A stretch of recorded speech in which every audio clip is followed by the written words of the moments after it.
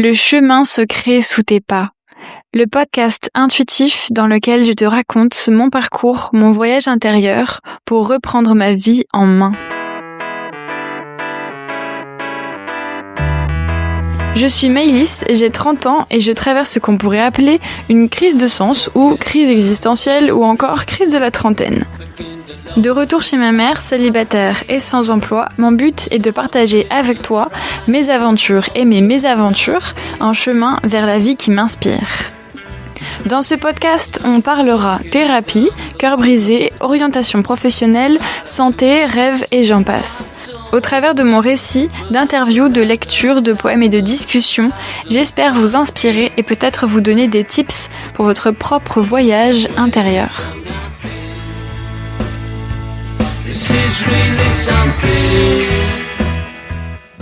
Dans cet épisode, on va parler de reconversion professionnelle, notamment après un burn-out.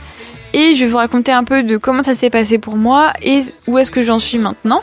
Mais je voulais aussi vous partager l'expérience d'autres personnes sur le sujet.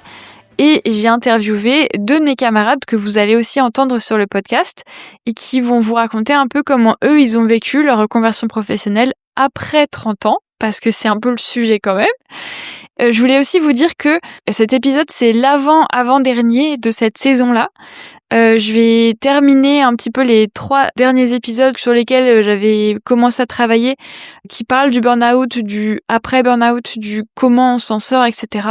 Et ensuite, j'ai envie de changer de sujet parce que je crois que j'ai un peu fait le tour aussi de ce que j'avais envie de raconter. Après, à la rentrée, on passe sur un autre format, autre chose, enfin vous verrez. Voilà, et j'espère que ça vous plaira et je vous laisse tout de suite avec l'épisode. La formation professionnelle. On parle dans la formation professionnelle d'abord de knowledge management ou management des connaissances. Qu'est-ce que c'est ? C'est la gestion des connaissances et des compétences d'une entreprise. Ça permet les connaissances... Ça, c'est ma fiche de révision de quand j'ai passé mon examen l'année dernière sur la RH. Parce que oui, dans ce que je fais maintenant, bon, c'est pas de la RH, mais il y en a. Je voulais vous parler aujourd'hui de l'école. Comment ça se passe ? C'est quoi de retourner à l'école après 30 ans ? Un peu comment ça se passe de reprendre ses études de manière générale, mais aussi, surtout après un burn-out. Quand on fait un burn-out, ce qui se passe après, c'est qu'on peut pas revenir au métier qu'on faisait avant. Il y a des séquelles physiques et psychologiques. Moi, je sais que physiquement, je ne peux pas recuisiner comme avant. Déjà parce que ça me fait mal physiquement, genre je peux pas tenir un couteau pendant plusieurs heures, ça me fait mal. Mais au-delà de ça, c'est aussi une source de stress. Je sais que je peux cuisiner chez moi des pâtes ou du riz ou des trucs faciles à cuisiner pour tous les jours, etc. Il y a pas de problème, ça me déclenche plus d'angoisse. Par contre, dès que je dois cuisiner pour autrui, notamment des gens que je connais moins ou que je dois faire à manger pour quelque chose ou un truc un peu plus fancy, on va dire, qui ressemble plus à ce que je faisais en tant que chef à domicile, là, ça me provoque un peu du stress et là, ça commence à aller mieux et c'est 2 ans après. Donc ça commence à être moins source de stress. Il y a même des fois où je prends du plaisir, mais vraiment, je sais qu'à chaque fois, c'est une appréhension de est-ce que je vais y arriver, est-ce que ça va être bon, est-ce que ça va leur plaire et tout. Alors qu'il y a pas de, je veux dire, c'est pas des gens qui m'ont payé pour faire ça. Là, c'est vraiment pour des amis ou pour des gens que je connais en plus. Mais il y a toujours un certain stress et je pense que ça, je sais pas si ça partira un moment. Mais en tout cas, je sais que voilà, ça ne peut plus être ma source de revenus, ce n'est plus possible. Donc, il fallait que je change. Donc, je sais pas si vous vous souvenez, mais dans les derniers épisodes, je vous avais raconté que vers avril 2024, je fermais mon entreprise et je décidais de changer de métier. Donc, je savais pas encore ce que j'allais faire à l'époque, mais je savais que c'était plus la cuisine. C'était déjà un premier deuil à faire qui n'était pas facile. Et après, il fallait faire le deuil aussi d'être auto-entrepreneur, au moins pour le moment. Parce que même si la cuisine c'était difficile, même si le fait d'être seule à tenir son entreprise, mon salaire repose uniquement sur moi, c'était assez stressant. C'était aussi une immense liberté Mais à un moment donné, j'ai eu besoin de plus de stabilité, de sécurité à la fois financière et puis de savoir un peu de quoi sera fait demain.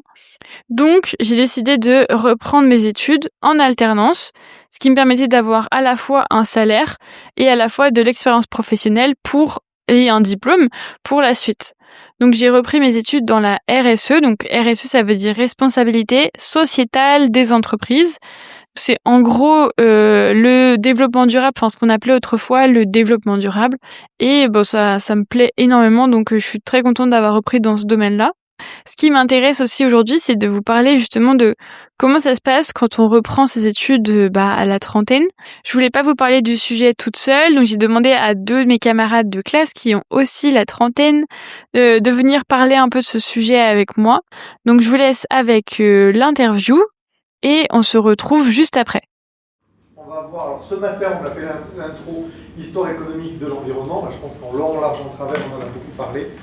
On va évoquer les limites planétaires, donc la théorie du donut, le jour du dépassement, parce que tout ça est très en lien, la définition du capital naturel et des services écosystémiques rendus par la nature. Tout ça, on l'écrira petit à petit. Je m'appelle Alexis, j'ai 32 ans et avant de reprendre mes études, j'ai été journaliste pendant 8 ans. Ok. Et moi, je m'appelle Tiffany, j'ai aussi 32 ans et j'étais chargée de projet dans la culture.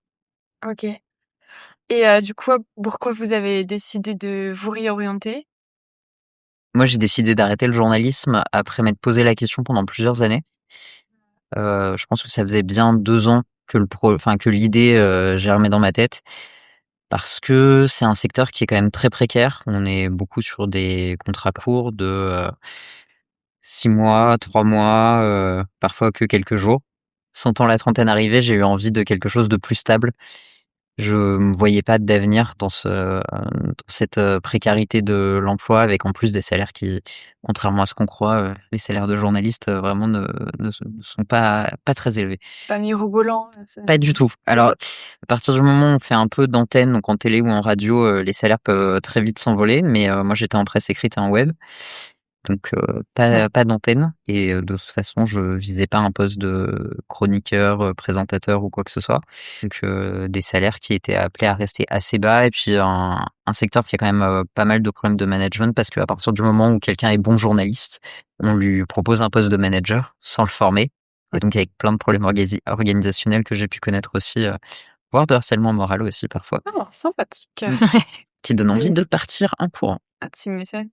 Est-ce que t'as eu un peu un souci de sens par rapport à ce que t'imaginais de ton métier et par rapport à la réalité, ou tu savais à quoi tu t'attendais quand t'as fait tes études au tout début? Je pense que j'ai eu un peu un rappel de réalité, enfin je sais pas comment on peut dire ça, mais au moment des études, je me suis rendu compte que je fantasmais un peu le journalisme et que voilà, la réalité est un peu différente, mais je voyais quand même une possibilité de négocier entre les contraintes et ce que j'avais envie de faire. Et ensuite, une fois en rédaction, et j'ai cru que ça changerait un peu avec l'expérience, tout ça, mais en fait je me suis très vite rendu compte que on était quand même dans des modèles où on était obligé de faire du papier, de la quantité. On avait très peu de temps pour creuser des sujets, faire des sujets intéressants aussi. Et la seule fois où j'ai eu vraiment un poste qui me passionnait, j'étais journaliste culture. Je suis parti à cause de... C'est là où j'ai eu une expérience de harcèlement moral et où du coup je suis parti. Après, c'est intéressant de voir que finalement, même si tu as vu un peu ce contre-coup entre tes études et la réalité, ça t'a pas découragé parce que tu as quand même réussi à avoir une petite brèche quand même qui t'a... Ouais, mais c'était même plus qu'une brèche, il y avait un truc de négociation entre bon, OK, j'ai un peu rêvé ce truc-là, la réalité du terrain est un peu différente, mais c'est normal aussi parce que la Tant que t'es réalité pas n'est dedans, jamais un rêve. tant que t'es pas Mais il dedans. y avait un espace de négociation entre les 2 qui me paraissait franchement jouable. Et ensuite effectivement, quand j'ai commencé à vraiment travailler, j'ai vu d'autres D'autres, difficultés que ce que j'avais vu, ou des difficultés plus importantes que ce que j'avais pu percevoir, quand j'étais Ouais. en cours, quand j'étais en stage. Si t'avais pas eu les mêmes conditions de travail et enfin, si t'avais un meilleur salaire, etc., tu penses que t'aurais continué plus longtemps? C'est sûr que j'aurais continué. Moi, j'ai tendance à dire que le journalisme n'a pas tenu ses promesses, me OK. concernant. Joliment dit. Et par contre, j'aurais pu partir plus tôt si j'avais eu la possibilité financière de le faire. OK. En fait, ce qui s'est passé pour moi, c'est que, je me suis retrouvé à un moment à la fin de 3 CDD consécutifs de 6 mois, donc maximum légal. Je remplaçais quelqu'un qui, dans une rédaction, a fait, 3 CDD de 6 mois et j'ai été remplacé par quelqu'un qui a fait 3 CDD de 6 mois. Mais ça m'a permis, en fait, de partir avec une prime de précarité sur 18 mois, donc avec une petite enveloppe qui m'a permis de me dire: «OK, là, j'ai un peu de temps devant moi pour réfléchir à ce que je veux faire». Donc je me suis laissé, 1 mois pour me dire: «Bon, le journalisme, oui, non». À la fin du mois, c'était sûr que c'était non et ensuite je me suis fait accompagner par l'APEC, mais du coup, j'avais le chômage, j'avais aussi ce matelas de sécurité avec, la prime de précarité, et donc je me sentais, suffisamment en sécurité financière, même si c'était pas incroyable, pour me dire: «OK, je peux me lancer vers une reconversion en alternance» parce que j'aurais pas pu financer un nouveau master, et une vie d'étudiant, sans salaire. Mais j'aurais pu partir avant si j'avais eu un matelas financier, des parents qui auraient été en capacité de me verser Ouais. un salaire, par exemple, ou OK. Et toi, Tiffany, fois, tu as décidé de te réorienter? Bah, pour le coup, je me retrouve beaucoup dans pas mal de points, d'Alexis, que moi aussi j'étais lassée au fur et à mesure. Donc moi, c'est vrai que j'étais dans un boulot coup de cœur. Vraiment, c'était mon boulot passion, enfin tout ce qui est art et culture, c'était vraiment un boulot passion. Et je pensais pas à partir. Vraiment, c'est, au fur et à mesure, j'étais fatiguée, sur plusieurs années et sur mon dernier poste, à un moment donné, bah, encore une fois, un management qui était pas forcément, très, très, OK, qui était assez toxique et là, je me suis dit, je suis arrivée dans la structure et au bout de 2-3 mois, je savais déjà que je voulais pas rester. Je savais que je voulais pas rester, mais je ne savais pas ce que je voulais faire. Je pensais même pas à quitter, la culture à ce moment-là et en fait, ma sœur est rentrée dans la brèche. En fait, à ce moment-là, en me disant, «Bah, en fait, moi, je cherche quelqu'un et je sais que tu es la meilleure personne pour ça. Est-ce que ça te dit pas de travailler avec moi?» Donc moi, à ce moment-là, je me dis: «Mais en fait, je ne connais pas du tout, ton secteur, je sais pas ce que tu fais. Je le vois de loin, mais je peux même pas le définir» et donc bah, j'ai pris le temps de la réflexion. On a fait un entretien d'embauche, donc voilà, je voulais prendre, le temps de savoir parce que on se connaît, personnellement, mais on se connaît pas professionnellement. Donc je voulais vraiment prendre un temps d'échange avec elle pour savoir quelles étaient ses attentes, sa manière de manager. Est-ce qu'elle avait déjà managé des équipes et cetera? Comment moi je me positionnais? Quelles étaient mes attentes, aussi, aujourd'hui? Et quelle était, si j'acceptais, la meilleure façon pour moi de me former? Et c'est de là où on a dit: «Bon, bah, en fait», enfin, ça a surtout émané de ma sœur qui me disait: «Bah, je veux pas que tu sois cantonnée à un poste où tu n'as pas la possibilité d'évoluer. Je veux que tu puisses directement pouvoir, rapidement devenir, mon bras droit, prendre des décisions, échanger avec moi, qu'on soit vraiment dans quelque chose qui est, co-créé ensemble». Et de là, on a pensé, à l'alternance que je n'avais jamais fait et effectivement, dans la reconversion, bah, c'est à refaire, franchement, je choisirais une nouvelle fois l'alternance parce que j'avais repris, parce que moi j'ai un premier master et j'avais repris un deuxième master, mais justement toujours dans la culture en me disant: «Voilà, je vais ouvrir les champs des possibles, comme ça je tomberai moins dans des structures un petit peu plus, compliquées, j'aurai plus de choix» et finalement, en fait, les scénarios se sont répétés. Donc finalement, l'alternance était le bon choix. C'est vrai, je me retrouve dans ce que tu dis, Alexis, avec ce fait que tu sois lassé, que tu vois que il y a certaines attentes, que finalement, bah, il y a d'autres éléments qui se rajoutent. Si les conditions avaient été différentes, bah, je pense que j'y serais encore, quoi. et Vraiment, c je pense que je serais restée là-bas.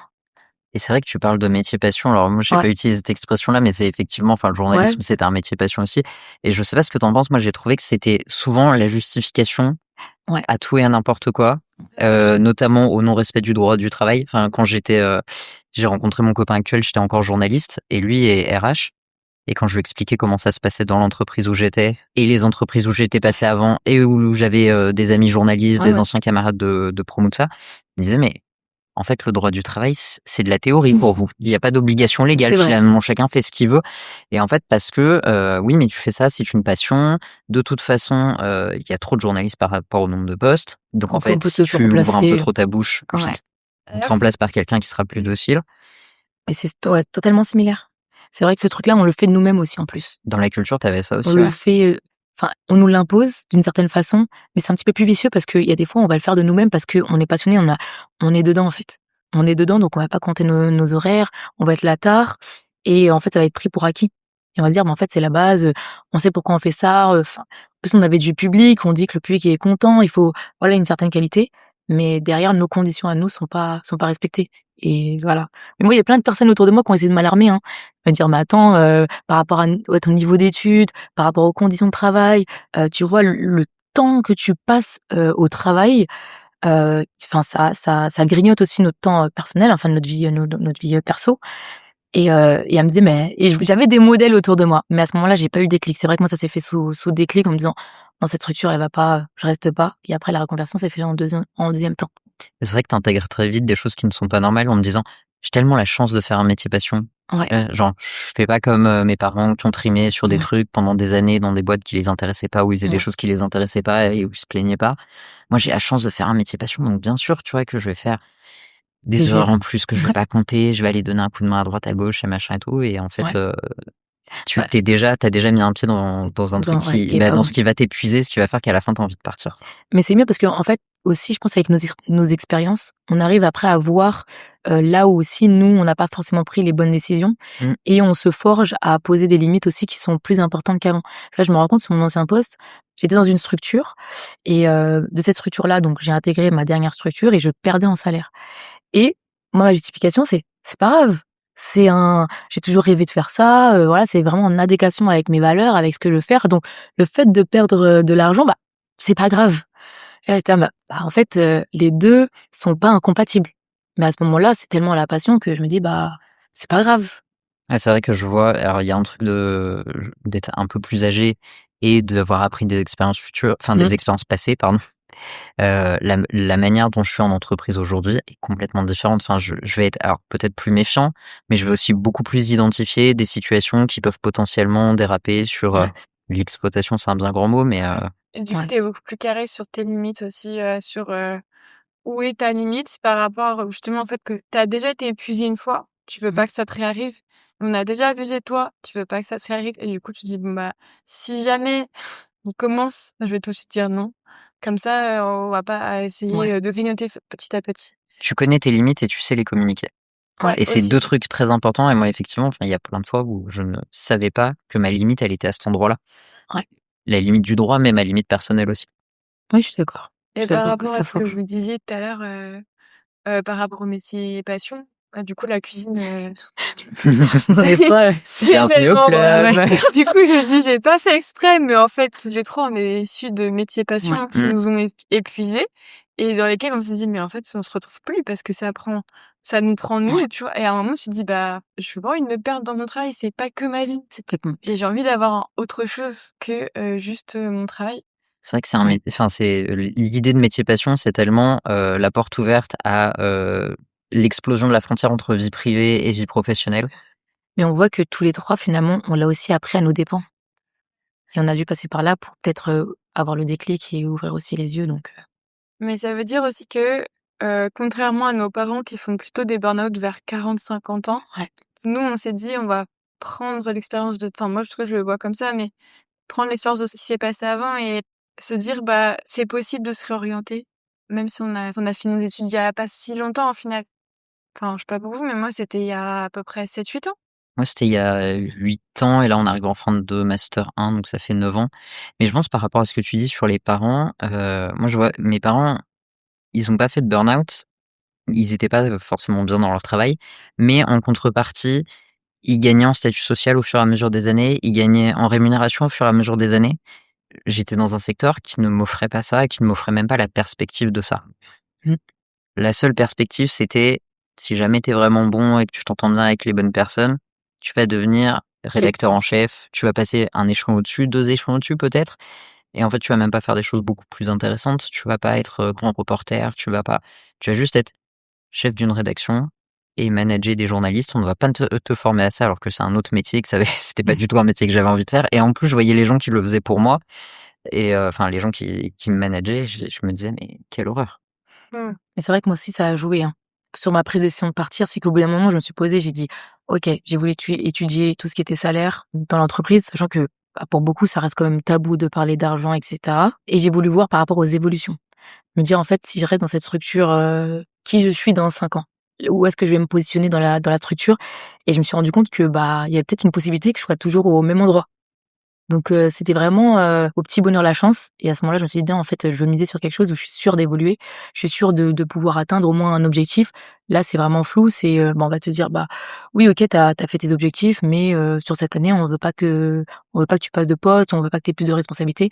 Donc effectivement, le fait de pas pouvoir évoluer, de stagner, ça m'a fait prendre aussi cette décision-là. Et quand on parle des parents, moi j'ai eu l'inverse, c'est que j'ai eu ma mère qui nous a toujours dit, bah quand vous êtes pas bien, vous changez. Elle était cuisinière, elle a repris les études, donc elle est devenue éducatrice spécialisée. Et après, elle a repassé pour devenir assistante familiale. Donc elle a toujours me donné ce modèle-là de, on peut le faire, vous pouvez le faire, il y a toujours la capacité de faire. On n'est jamais trop vieux ou c'est jamais trop tard pour tester. Donc en tout cas, j'ai eu ce modèle-là. À l'inverse, j'ai aussi le modèle de, on est des femmes fortes, donc même si c'est dur, bah on continue dedans. Donc il y a eu ce double message qui fait que moi je suis rentrée dans on lâche pas et comme toi bah finalement bah à un moment donné je suis rentrée dans une phase de burn-out et j'ai mis du temps après avoir le déclic, c'est même pas venu tout de suite après. Ah, c'est vrai que ma mère, alors qui a fait toute sa vie dans la même entreprise Mmh. quasiment, elle avait ce discours de dire: «De toute façon, vous, votre génération, vous allez changer plein de fois de métier, vous allez Oui. changer plein de fois d'entreprise, mais aussi de métier. Vous ferez pas la même chose toute votre vie». Et moi, je détestais entendre ça parce que je voulais être journaliste depuis que j'avais 12-13 ans. J'avais orienté tout mon parcours d'études là-dessus, Mmh. avec parfois des échecs et donc du coup des voies de contournement. J'avais une école qui était la troisième ou la quatrième meilleure école en France. Enfin, voilà, moi, je me voyais journaliste, j'avais tout fait pour être journaliste. Elle me redisait ça encore alors que je venais de sortir de l'école, tu vois. Mais de toute façon, vous ferez pas le même métier toute votre vie. Je Ouais, me disais, mais tu sais, genre presque, tu crois pas en moi, alors que t'as toujours cru en moi, genre. Et en fait, non, elle avait, je pense, cette vision. Et ouais. qui, après, au moment de la reconversion, je me suis dit, ah oui, je comprends ce qu'elle veut dire, elle avait raison. Mais j'étais pas du tout prêt à entendre ce Ouais. discours. J'avais pas la maturité à ce moment-là d'entendre, Ouais, non, j'étais tellement dans mon projet, dans mon truc mais c'est bien de je veux être journaliste. de faire des flashbacks comme ça et de se rendre compte que ah j'ai mal interprété ça, mais finalement maintenant je suis un petit peu d'accord quand Ouais, même. elle avait raison. Ouais. En fait. Alors parlant des parents et cetera, c'était quoi la réaction de votre entourage quand vous avez annoncé, votre, retour, à l'école? Moi, il y a pas eu de forte réaction. C'est normal de se enfin, de retourner à l'école ou autre. Je pense que la grosse inquiétude, c'était plus de travailler avec ma sœur. Ça, c'était quoi le gros sujet où est-ce que ça va bien se passer? Oui, mais tu vois, vous avez des tempéraments qui sont vraiment différents. Ta sœur, elle est plus explosive, toi, tu es plus calme, en même temps, tu es plus fragile. Donc il y a vraiment ce truc-là de comment ça va se passer. Et aussi pour mes amis, c'était ça ne va pas bien se passer avec ta sœur, c'est sûr. Donc tout le monde était catégorique sur ma mère, grosse inquiétude, pas catégorique, mais mes amis étaient catégoriques que ça va pas bien se passer. Et moi, que ce soit mes parents, mes amis, mon mec, pas étonné que j'arrête le journalisme. Et OK. ils voyaient bien que de toute façon, ça, je m'y plaisais plus du tout.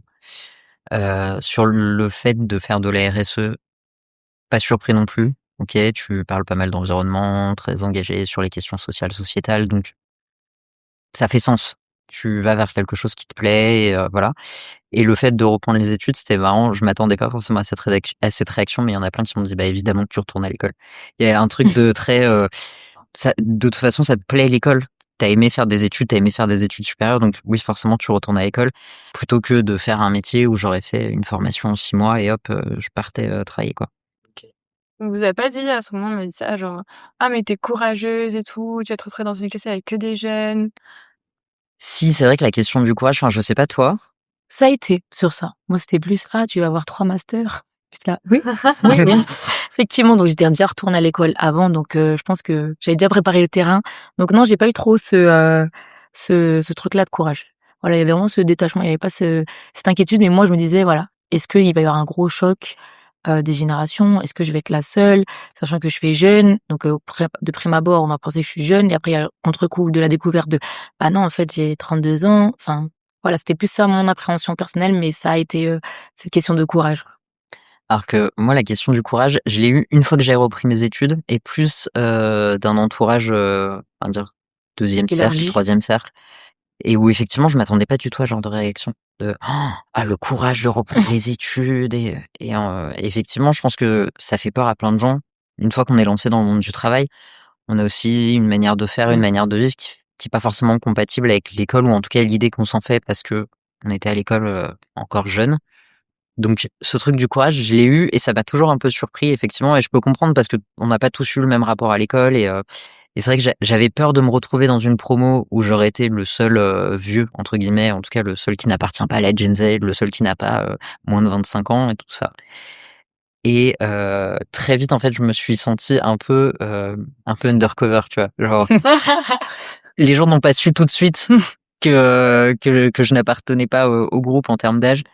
Et je crois que ça s'est passé au bout de 2 ou 3 semaines où j'ai dit, bah c'est vrai que moi, depuis que j'ai dépassé la trentaine, et il y a eu un truc général, mais toi, Maëlys, tu t'es retournée genre quoi? Moi, je pensais être dans les seuls, là. Enfin, je pensais être quasi la seule à avoir 30 ans et plus. Et en plus, mais pareil, je pense que j'étais un peu undercover parce qu'il y en a plein qui n'ont pas tilté non plus. Enfin, même Mélanie, elle s'était, enfin, pareil, personne n'a tilté qu'elle avait plus de 30 ans. Enfin, pas grand monde en tout cas. Ouais. On pensait qu'il y avait, en Pas gros, tout il y le avait 2 personnes, on pensait 2 ou 3 personnes dans la classe qui avaient plus de 30 ans et en fait, on se dit, en fait, non, c'est un quart de la classe. Et puis Finalement, il y a une ou beaucoup deux plus. personnes avaient effectivement plus de 30 ans, mais autour de la quarantaine, donc Oui, donc c'est effectivement plus de visible. 30 ans. Ouais. Mais oui, c'est un bon quart de la classe, effectivement. Mais ce que je trouve très bien, parce que ça permet d'avoir des expériences différentes entre ceux qui sont encore en train de continuer leurs études ou qui ont travaillé, mais 1 année, 2 années, qui reprennent leurs études, et nous qui avons un peu plus de bagages. Et en même temps, il y a pas, les groupes sont pas séparés. Il y a pas Oui, hein. les Oui, 3 quarts de jeunes d'un côté et le quart de vieux de l'autre. Au contraire, j'ai l'impression qu'il y a des bonnes dynamiques Ouais. dans les groupes. globalement. Alors bien sûr, les plus jeunes, ils sortent plus parce qu'ils ont plus d'énergie et qu'ils ont moins de contraintes perso peut-être, mais il y a un bon mélange. Par rapport à vos attentes, justement, entre ce que vous vous attendiez quand vous avez repris vos études, enfin, l'imaginaire que vous aviez de la personne qui reprend ses études et même le contenu, etc. Est-ce qu'il y a eu un vrai gap entre vos attentes et la réalité de la reprise d'études? Je suis crevée. Ah, Ouais. ça, je comprends. En vrai, se retrouver dans une salle assis toute la journée, ça épuise. Je me suis rendu compte qu'en fait, moi j'avais toujours des missions où je pouvais bouger, ou dès que je vois que mon corps il se fatigue un petit peu, bah je me lève, je me dynamise. Là, c'est pas possible. Là, c'est vraiment pas possible. Donc c'est vrai que j'avais sous-estimé le fait de devoir rester immobile pendant autant d'heures. Et après, le rythme travail, parce que c'est pas comme si on travaillait pas. Donc travail entreprise, travail école, le rythme des rendus. D'un jour à l'autre, bah, la veille, il faut moi, j'ai perdu cette habitude, c'est quand on rentrait du travail, et bah, la journée de travail est terminée. Bon, sauf si on a ramené du travail, mais encore, tu le ramènes de toi-même, c'est pas enfin, c'est imposé, oui, non, ça dépend comment on le vit. Alors que là, c'est tu rentres, il faut réviser, même si je veux pas réviser, bah, je vais réviser, mais en même temps, je suis fatiguée parce que maintenant, je me couche tôt. Enfin, je me couche tôt, je me suis toujours couchée tôt. Donc ouais, le rythme est quand même dur à encaisser par rapport au boulot tout seul, quoi. Assimilé, sachant que, bah, j'ai l'école, c'est de la RSE.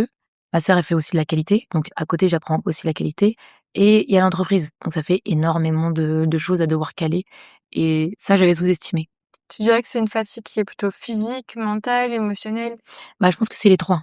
Bah, physique parce que forcément on est mobilisé toute la journée, mental parce qu'on prend énormément de connaissances en tout cas sur la RSE qu'on connaissait pas du tout. Enfin moi en tout cas que je connaissais pas du tout, j'étais vraiment très éloignée. Au début ça m'a fait peur, parce que quand je regardais ma sœur, je dis: «Bon, elle fait de la qualité, OK, RSE, OK, comment je vais me retrouver moi dans la RSE?» Et ce qui m'a un petit peu, amenée, c'est tout le côté social, me dire: «Mais en fait, tout ce que la RSE, c'est pas cantonné qu'à un volet, en fait, tu as les 3 volets qui s'articulent», et c'est ça qui m'a fait, me plonger dedans, mais ça fait que je découvre l'entièreté. Donc et c'est ce que j'ai dit aussi à ma soutenance, c'est-à-dire que on a un travail à amener sur pour plusieurs mois pour des personnes qui découvrent, qui est vraiment très conséquent. Donc et après émotionnel, oui, parce que, bah, je pense qu'avec notre expérience, on connaît aussi nos méthodologies d'apprentissage. On sait comment on fonctionne, on sait ce qui est bon pour nous, ce qui n'est pas bon pour nous, et il y a des moments où on est dans nos retranchements, mais on peut rien faire. Pas comme au travail où on peut essayer de faire bouger les lignes. Là, on peut faire bouger les lignes, mais il y a beaucoup de lignes. Il y a beaucoup de lignes parce que, bah, l'école est est structurée aussi d'une certaine façon. Donc ça, ouais, émotionnellement, ça c'est dur. Donc c'est juste, ces éléments-là, ouais. Donc les 3, j'aurais tendance à dire. Moi, sur les attentes, c'est un peu ambivalent parce que je me voyais déjà, bah, en fait, plus réussir à voir mes potes et être tous les soirs à lire des livres, à faire des fiches de révision. J'ai vraiment mes cours du début de l'année, quand je les reprends, et fiches de révision, puis alors, bah, assez scolaires avec les feutres de couleur, voilà, vraiment le truc que j'ai complètement abandonné. J'ai pas abandonné mes révisions, mais peut-être un peu plus chill. Donc j'avais à la fois ce truc où je m'en faisais peut-être un peu une montagne, où je me disais, ok, ça va être un tunnel de 2 ans, ça va être sévère. Et en fait, c'est pas ça. Mais par contre, je suis d'accord avec toi et sur le fait de rester 8 heures par jour assis sur une chaise, et c'est pas toi qui décides quand tu prends ta pause. C'est pas toi qui te dis, ah bah là, en fait, j'ai compris, donc on peut passer vite. Là, j'aimerais voir un peu plus de temps. Les intervenants s'adaptent, mais ils ont un cours à faire. Voilà, ils dans une peuvent pas non certaine plus. mesure. Enfin, c'est pas des cours individuels. Et juste, en fait, effectivement, c'est des journées qui sont fatigantes mentalement. Et il y a des variations de rythme dans l'école et des variations de rythme aussi, passer de l'école à l'entreprise. Le rythme des journées est pas du tout le même. Et en fait, passer de l'un à l'autre, il y a un espèce de décalage horaire, en fait, qui est compliqué parfois à gérer. On a un jet lag. Ouais. En fait. C'est exactement C'est ça. vrai, non, mais c'est bien dit. C'est vraiment bien dit pour le coup. Donc je trouve que c'est un peu ambivalent. Je pense que je m'attendais à un truc peut-être plus dur, mais beaucoup plus stable. Et en fait, non. On est dans un espèce d'adaptation permanente, et on a plein de choses dans notre poste. On doit penser à toutes ces choses-là en même temps. Mais en plus, on a le truc d'étudiant où on doit penser au contrôle dans 2 semaines, mais aussi aux mémoires qu'on est en train d'écrire depuis plusieurs semaines, plusieurs mois. Et voilà. Je pensais pas qu'il y aurait toute cette diversité de charges de travail, de rythme. Le retour en entreprise dans une entreprise qui est un peu différente. Donc toi, ça va être avec ta sœur, donc j'imagine que c'est relativement différent. Et toi, c'est plutôt un truc plus classique que le journalisme. Donc c'est forcément pas les mêmes ambiances que avant. Et le fait de changer d'environnement comme ça vous fait, quoi? Comment vous le vivez? Moi, c'était le but. Et vu que je suis dans un cocon un petit peu privilégié, bon, je savais pas si ça allait être un cocon privilégié, mais finalement oui, parce on arrive à bien fonctionner, mieux que, enfin, les gens avaient peur, enfin, les personnes de mon entourage avaient peur, et à juste titre.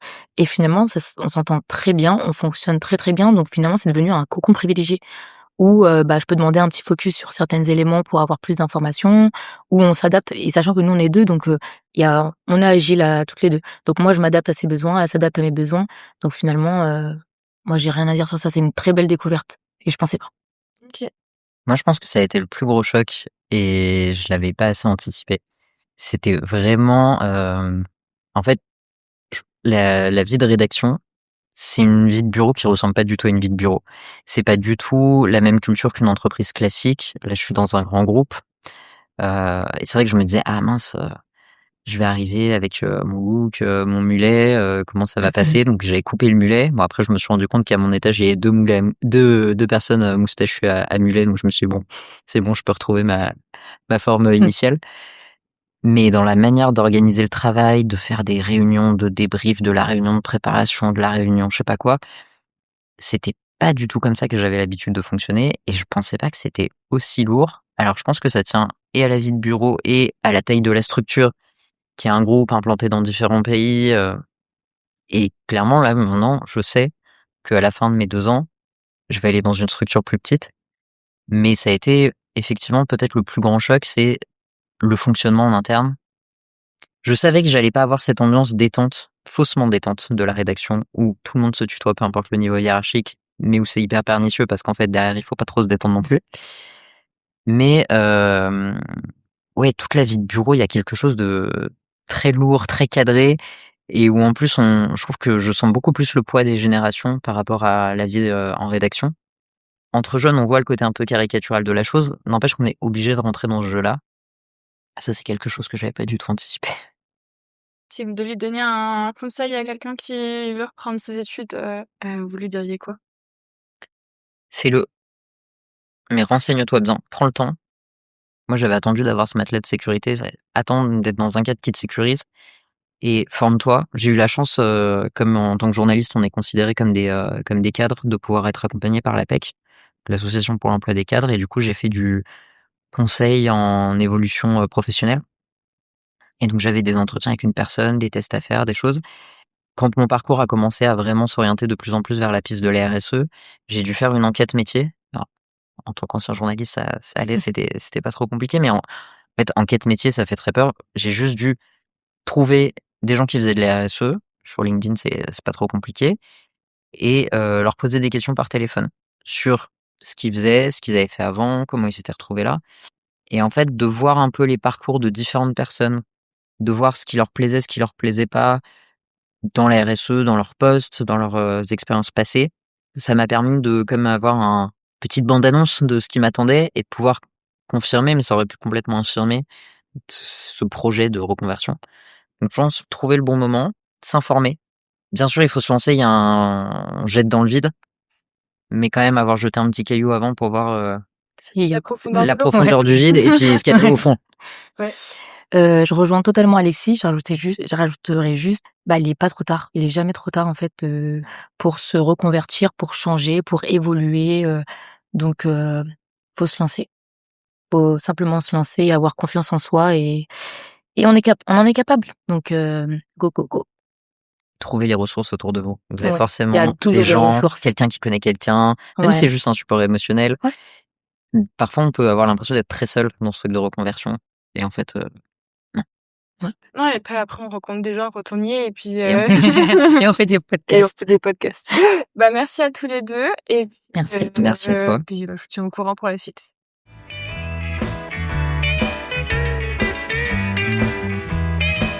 Pour conclure, j'aimerais vous dire que si vous avez fait un burn-out, que vous ne pouvez plus faire votre métier, c'est peut-être une porte qui se ferme. C'est aussi l'ouverture de plein d'autres, de créer un autre chemin. Comme justement, mon podcast s'appelle, d'aller créer un nouveau chemin sous vos pas. Et d'avancer de façon, au début, peut-être dans le brouillard, et petit à petit, ça se fera. Et peut-être que ce sera un métier qui n'existe pas. Peut-être que ce sera un métier dont vous avez rêvé petit. C'est le chemin qui sera le vôtre, qui sera le bon, dans tous les cas. Un grand merci à Alexis et Tiffany pour leur sincérité, pour tout ce partage d'expérience et pour leur temps. Moi, je vous dis à une prochaine qui sera je ne sais pas quand encore. Mais d'ici là, je vous souhaite un très bon chemin et à bientôt.